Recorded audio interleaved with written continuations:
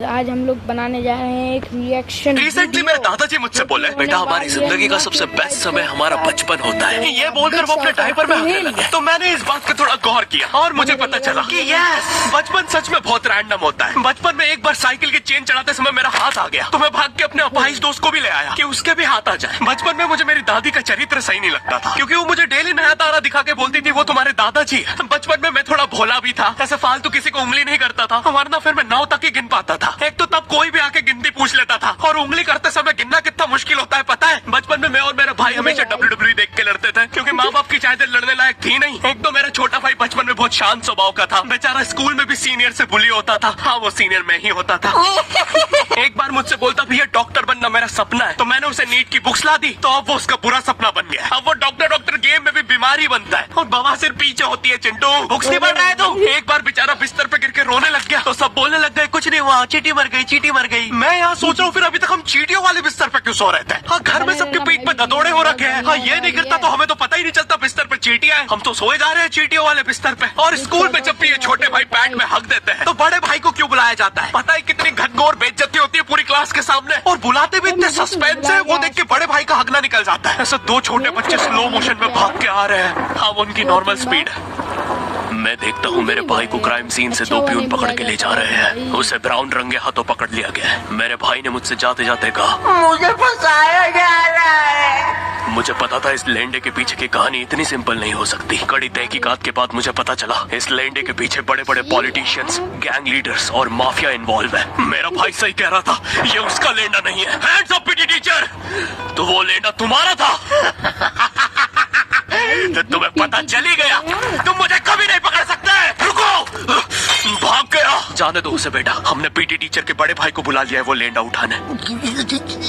लेंडा आपकी नजदीकी सिनेमा घरों में पड़ा होगा तो देख के पैर रखना। ये चैनल पे जितने भी अजीब और गरीब चीजें तुम देखते हो, ये मैं और मेरे भाई के लाइफ में हमेशा होती रहती है, और इसलिए हमने ये चैनल नॉट योर टाइप बनाया था। मेरे भाई ने कहा तू बोल और मैं एनिमेशन करता हूँ, और लो बन गया नॉट योर टाइप। आपके नजदीक अरे अभी भी लेंडा लगा हुआ है। बचपन में बोले जाते थे कि तुम जितने दांत तकिए के नीचे रखोगे तुम्हें उतने ही रुपये मिलेंगे। तो मैंने दादी की 32 रख दी, तो मुझे 25 रुपए मिले। वो 32 7,000 की थी। जो पिटा हूँ ना मैं घर पे, साली स्कैमर दांतों वाली परी चांदनी का दांत ले जाके 1 रुपया देती है। दांतों से याद है बचपन में सब सूखा बॉर्नविटा खाते हैं, क्योंकि दांत दूध के होते हैं। ठीक है, ये वाला जोक हटा दूंगा। बचपन में मुझे चुड़ैलों से बहुत डर लगता था। एक बार मुझे चुड़ैल के पैर के निशान दिखे, तो मैं उल्टा भागा, पर फिर मैं चुड़ैल के ही घर में आ गया। हाँ, मैं भट्टी में भूल गया था उसके पैर उल्टे होते हैं, तो फिर मैंने सोचा इसका पीछे से सर फोड़ देता हूँ। सर फोड़ने गया तो वो उसका मुंह निकला। फिर से भूल गया कि साली चुड़ैलों के बाल भी मुंह पे होते हैं। आदमी को पता चले तो चले कैसे। जब मैं छोटा था नींद में बिस्तर भी बहुत गीला करता था। मेरी मम्मी हमेशा गुस्सा करती थी कि सोने से पहले सुसु किया कर। अब उन्हें कैसे बताऊं, फिर गीले बिस्तर में मुझे नींद नहीं आती। बचपन में मुझे गुस्सा भी बहुत आता था, तो मेरी मम्मी ने मुझे एक रेड स्टोन की अंगूठी पहना दी, और सरप्राइजिंगली उससे मेरा गुस्सा इतनी जल्दी उतरने लग गया, क्योंकि अब मैं जब अंगूठी पहन के लोगों को पीटता था तो गुस्सा इतनी जल्दी शांत होता था। वैसे ये अंगूठी मुझे एक बाबा जी के आश्रम से मिली थी। जब मैं वो आश्रम में गया था, वहाँ एक बहुत ही हॉट सी बंदी मुझे देख के बार बार स्माइल करे जा रही थी, तो मैंने भी मौके पे चौका मारा और जल्दी से अपना नंबर पेपर पे लिख के उसकी तरफ फेंक दिया। वो बंदी ने भी बड़े प्यार से मेरा नंबर उठाया और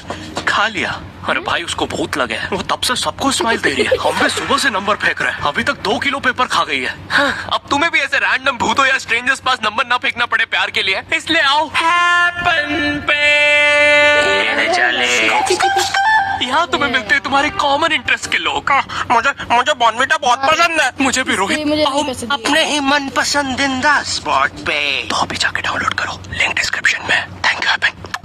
बचपन में मेरी मम्मी हमेशा बोलती रहती थी कि बाहर जाके खेलो। अब बाहर मेरे मोहल्ले के बच्चे भाई वो ऐसे अजीब अजीब से गेम्स खेलते थे। कहीं ड्रैगन फ्लाई में रस्सी बांध के उसको पेट बना लिया है, कहीं नंगे भाग रहे टायर के पीछे लकड़ी मारते मारते। मेरी मम्मी को उन पे दया आ रही है कि बेचारे गरीब बच्चे किसी भी चीज से खेल लेते हैं। फिर हमारी कार पलट जाती है। हाँ, वो टायर हमारी कार का था। और मुझे एक बात बताओ, चक्के से खेलने पे वो गरीब कैसे कंसिडर हो रहे हैं? क्या पता उन्हें कार खरीद के चक्का निकाला हो, क्या पता लैम्बोर्गिनी के चक्के से खेल रहे हो। नहीं, तुम्हें कैसे पता चल रहा है वो गरीब है या अमीर? और एक चक्के से इतनी सारी एक्टिविटी करेंगे ये लोग। कभी चक्के में रस्सी बांध के झूला बना दिया, कभी झूले से भिगा के खुद को लूला बना दिया, कभी लूले पे झूला बांधकर हुला हू बना दिया। ये इतने हरामी बच्चे थे, इनके साथ कोई भी घर घर नहीं खेलता था, क्योंकि घर ये जुए में लगा के हार जाते हैं। ये वो बच्चे जिन्हें तुम रिमोट कंट्रोल कार भी दोगे तो उसकी मोटर निकाल के पंखा बनाएंगे। एक बार इन्होंने रिमोट कंट्रोल रिमोट बनाया था। तुम अगर इस रिमोट पे बटन दबाओगे तो इस रिमोट पे बटन दबेगी, अरे बस ये लोग मकर संक्रांति के दिन पतंग भी लूटते थे दुकानों से। पतंग से याद है मैं बचपन में अपने दोस्त जनक के साथ बहुत पतंग उड़ाता था। जनक गुजराती था और गुजराती लोग तो बहुत बड़े पतंगबाज होते हैं। वो लोग गला काटने के बाद भी काहे पोचे चिल्लाते हैं। जनक मेरे घर पे इतना बड़ा गिर्रा लेके आता था पतंग उड़ाने। उसमें पता नहीं कितने 1000 किलोमीटर का मांझा लपटा होता था। हम दोनों का सपना था उस गिर्रे की पूरी ढील देना। एक बार तो गिर्रा खाली होने ही वाला था पर वो पतंग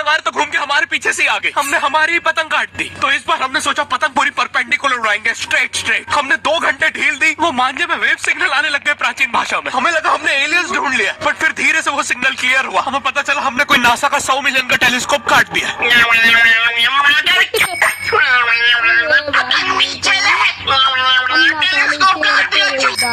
नासा का टेलीस्कोप जैसे ही नीचे गिरा बच्चों से पहले इसरो ने लूट लिया। बहुत वियर्ड था, इतने सारे बुड्ढे छत कूद के भाग रहे थे। एक तो जनक के मांझे में इतनी सारी गठाने होती थी। वो मांझा इतना भारी हो जाता था हम चौथे माले से पतंग उड़ा रहे वो दूसरे माले पे उड़ रही है। बचपन में बोला जाता है किसी भी स्ट्रेंजर से बात नहीं करते तो फिर मैं इशारे करता था। तो फिर दादी मेरे चरित्र पे सवाल उठाती थी। दादी से याद है पुराने जमाने में एंटरटेनमेंट के लिए कुछ होता नहीं था तो लोग 7-7, 8-8 बच्चे पैदा कर लेते थे ताकि उन्हें जायदाद पे लड़ता देख मजे ले सके। मेरे पापा के 5 भाई और 4 बहनें, टोटल 9 बच्चे। मेरी दादी ने जिंदगी के 9 साल बस बच्चे दिए। दादी ने 9 साल तक पेट में इतनी लातें खाई है उनके अंदर से एब्स आ गए थे। मेरी दादी लिटरली अंदर से टूट चुकी थी। उनका इतनी बार ऑपरेशन हो रखा है उनको डॉक्टर ने टाकों की जगह चेन लगा दी थी। भाई आज के जमाने में तो इतने बच्चे कोई पैदा नहीं करता, उल्टा अबॉर्शन करवा लेते हैं। और यस मैं अबॉर्शन बोलूंगा क्योंकि मुझे जेल नहीं जाना। एक तो इंडिया में भी अबॉर्शन करवाना लीगल है लेकिन बच्चे का जेंडर जानना इलीगल है। मतलब तुम मार तो सकते हो लेकिन किसे मार रहे हो ये पता नहीं कर सकते। तो देखो अब रिस्क कितना बढ़ गया है। क्या पता अंदर शेर बैठा हो या कोई बड़ा गैंगस्टर, क्योंकि तुम्हें तो पता नहीं है तुम किसकी सुपारी दे रहे हो। क्या पता वो अंदर बंदे लेके बैठा हो। बचपन में सबके मम्मी पापा डराते हैं मस्ती मत करो वरना बोर्डिंग स्कूल भेज देंगे। और मुझे बोर्डिंग स्कूल से इसलिए डर नहीं लगता था कि मैं वहाँ जाके अपनी फैमिली से दूर हो जाऊंगा। मुझे बोर्डिंग स्कूल से इसलिए डर लगता था क्योंकि वहाँ पे वो बड़े दांतों वाला ईशान अवस्थी होता है। मैंने पहली बार जब तारे जमीन का ट्रेलर देखा था तो उसमें वो पागल बच्चे ने आतंक मचा रखा था। फिर मैंने मूवी का नाम पढ़ा तारे जमीन पे। मुझे लगा बिछाए होंगे इस पागल को पकड़ने के लिए, शॉक वॉक देना होगा तारों से। इसके तो दांत भी इतने बड़े हैं सारी तारे काट देता होगा। मुझे ट्रेलर देख के लगा कोई एक्शन मूवी है। आमिर खान जोकर बना हुआ है। मुझे लगा यही तारों का जाल बना के पकड़ेगा पागल को। हाँ, ट्रेलर देख के तुम्हें क्या ही समझ में आएगा। एक शॉट में आमिर खान बोल रहा है आपके बच्चे को डिसलेक्सिया है। फिर अगले ही शॉट में जोकर बन के बड़ा मछलियाँ उड़ती क्यों नहीं। फिर मुझे लगा ये शायद अपने माँ बाप को बोल रहा था। और दया तो मुझे उस लंगड़े बच्चे पे आती है जिसके बगल में ईशान अवस्थी। फिर मुझे लगा ये शायद अपने माँ बाप को बोल रहा था। और दया तो मुझे उस लंगड़े बच्चे पे आती है जिसके बगल में ईशान अवस्थी को बिठा दिया था। वो बेचारा उठ के भाग भी नहीं सकता। और मैंने तो सुना था बोर्डिंग स्कूल में बस नॉटी बच्चे जाते हैं। तो फिर इस बेचारे गाय से बच्चे को क्यों यहाँ भेज के रखा है। कहीं ऐसा तो नहीं इसके पहले पैर थे और ये बहुत मस्ती करता था तो माँ बाप ने पैर तोड़ के इधर भेज दिया। बस भाई मेरा हो गया है आज का।